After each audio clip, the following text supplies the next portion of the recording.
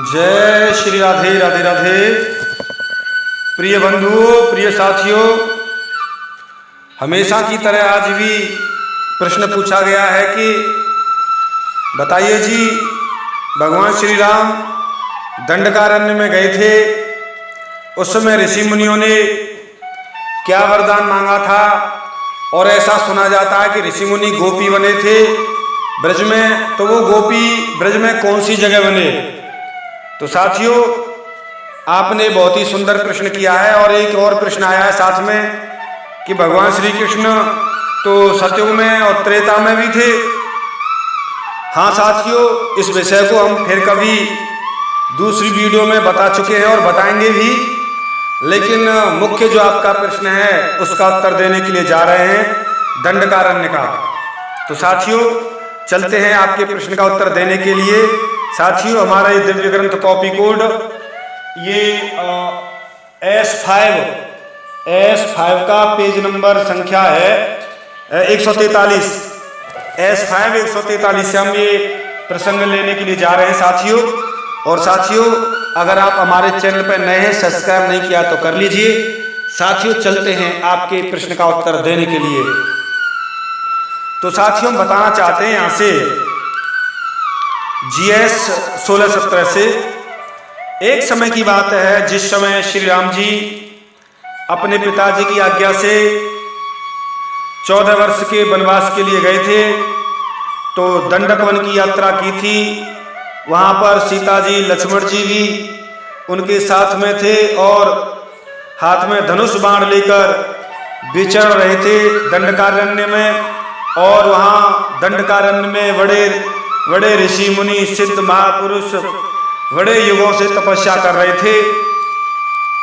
वो बड़े खुश हुए और बहुत से मुनि, उनकी इच्छा थी भगवान की दर्शन करने की। लेकिन दंडकारण्य में जो त्रेता युग में उस समय राम के समय पर दंडकारण्य में ऋषि मुनि तपस्या कर रहे थे, वे सब गोपाल वेशधारी भगवान के रूप की आराधना करते थे, कृष्ण की साधना करते थे। गोपाल वेशधारी भगवान श्री कृष्ण की निष्ठा थी उनकी। रास लीला के निमित्त ही वो तपस्या कर रहे थे। साथ ही यहाँ प्रसंग आया है, कोई भी पूछ सकता है विद्वान, उसके प्रश्न का उत्तर दिया जाएगा। क्योंकि यहाँ पर क्लियर आया है कि गोपाल वेशधारी भगवान की आराधना में निष्ठा थी उन ऋषि मुनियों की। रासलीला के निमित्त तपस्या कर रहे थे। तो उसी समय भगवान का ध्यान करते थे, कृष्ण जी का। उस समय भगवान राम जी की युवावस्था थी और धनुष बाण लेकर धारण करते हुए और उस समय विचरण कर रहे थे। तो उन ऋषि मुनियों के आश्रम पर श्री राम जी वहां पर गए और श्री राम जी ने मुनियों का ध्यान लग गया। बड़ा सुंदर राम जी का रूप देखा। वे ऋषि मुनि गोपाल वेशधारी भगवान के उपासक थे। गोपाल वेश तो यहाँ पर कृष्ण जी का है, राम जी का तो नहीं है।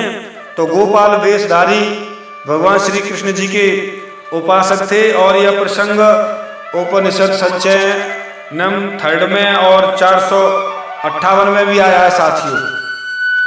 अगर कोई पूछना चाहे तो गोपाल वेशधारी भगवान श्री कृष्ण जी के उपासक थे। सब में अत्यंत आश्चर्य हो गया और उनकी समाधि टूट गई। देखा, बड़े दिव्य सुंदर श्री राम जी को देखकर बड़े प्रसन्न हुए। और वो ऋषि मुनि भगवान श्री राम जी से बोले, आज हमारे गोपाल जी बंसी एवं बैत के बिना पधारे। राम जी से क्या बोले कि गोपाल जी, अब कृष्ण है गोपाल जी तो, बंसी कृष्ण जी रखते हैं, बैत कृष्ण जी रखते हैं। तो साथियों, त्रेतायुग का प्रमाण है और उपनिषद का भी प्रमाण है। उपनिषद संचयनम 3 458 से कि आज हमारे ऋषि मुनि बोले दंडकारण्य के राम जी को देखकर कि आज हमारे गोपाल जी बंसी और बैत के बिना ही पधारे हैं। इस प्रकार मनी मन विचार करके सबने श्री राम जी को प्रणाम किया और उत्तम स्तुति की, पूजा की, आराधना की। तब राम जी बोले, हे ऋषि मुनियों, आप बहुत अच्छे हैं, आपने बड़ी बड़ी तपस्या की है, बड़ी पूजा की, आप वरदान मांग लीजिए। यह सुनकर सभी ऋषि मुनि एक साथ बोले कि जिस भांति सीता जी आपके प्रेम को प्राप्त है, वैसा ही हम भी प्रेम चाहते हैं। श्री राम जी बोले, यदि तुम्हारी ऐसी प्रार्थना है तो कि जैसी कि राम जी के मेरे भाई लक्ष्मण हैं तो उनके जैसा प्रेम चाहते तो मैं आपको अभी भाई बना लेता, लेकिन यह तो आज मेरे द्वारा तुम्हारी अभिलाषा पूर्ण हो सकती है।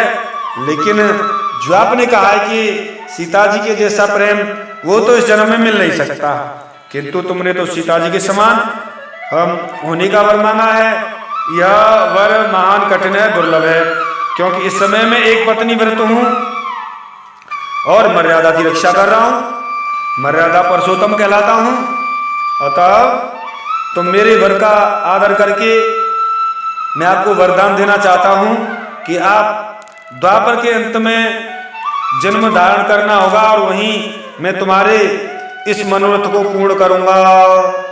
इस बार राम जी ने उनको वरदान दिया।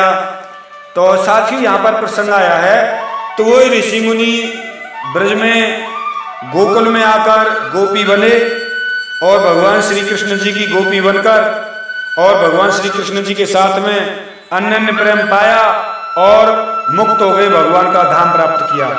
तो साथियों, आपके प्रश्न का उत्तर पूरा हुआ कि जो ऋषि मुनि थे वो ब्रज में गोकुल में गोपी बने थे और बहुत ही दिव्य आनंद लिया, रास का आनंद लिया, इसलिए तपस्या कर रहे थे।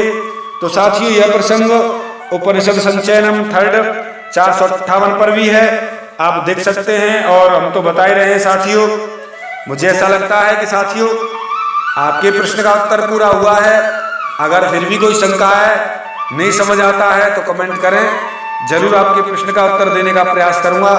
तो साथियों, दिव्य ग्रंथ कॉपी कोड ये S5 का 143 से ये प्रसंग सुनाया है।